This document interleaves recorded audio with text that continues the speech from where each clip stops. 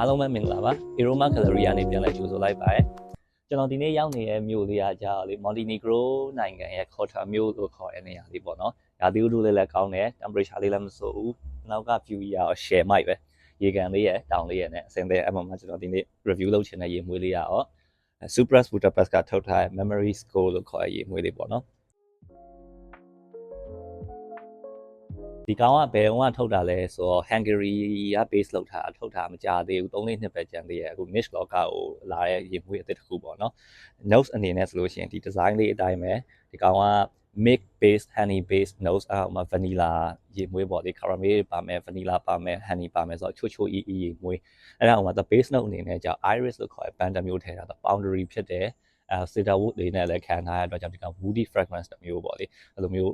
caramel base fragrance garment fragrance ချိုလေးဟိုမှာအဲ့လို manly ဖြစ်တဲ့ woody အနံ့လေးနဲ့ဆိုတော့တော်တော် sexy ကြားရဲ့အနံ့ကျွန်တော်ဒီကောင်ကိုရှင်ဘယ်ကောင် remind ဖြစ်လဲဆိုတော့လေဟို Bianco latte ရဲ့အနံ့နဲ့သွားပြီးတူတယ် Bianco latte ဆိုလို့ရှိရင်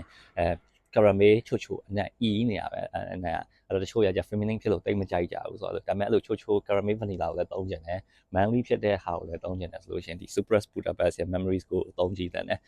အဲ့လို manly ဖြစ်တဲ့ woody အနံ့လေးကအနောက်ကလည်းလာပြီးတော့ချိုလေးသွားတာ price အနေနဲ့ဆိုလို့ရှိရင်ဒီကောင်ကဘယ်လောက်ရှိလဲဆိုတော့ euro အနေနဲ့ဆို140လောက်ရှိရယ်မြန်မာငွေအနေနဲ့ဆို6သိန်းလောက်သွားတယ်ပေါ့50 ml ပဲဒါပေမဲ့ extra D version အဲ့တော့ concentration များတယ် longevity အနေနဲ့ဆိုလို့ရှိရင်10နာရီကနေ12နာရီလောက်ထိသွားတယ် projection ဆိုလို့ရှိရင်လည်း3 to 4 hour လောက်ထိ project ဖြစ်နေတယ် winter fragrance အနေနဲ့အေးတဲ့ရာသီတွေနဲ့အရန်လိုက်ဖတ်တဲ့ sexy ကြားရေမွေးတစ်ခု big smooth လို့လည်းပြောလို့ရတယ်အဲ့တော့ယောက်ျားလေးအနေနဲ့ Bianco latte ကိုလည်း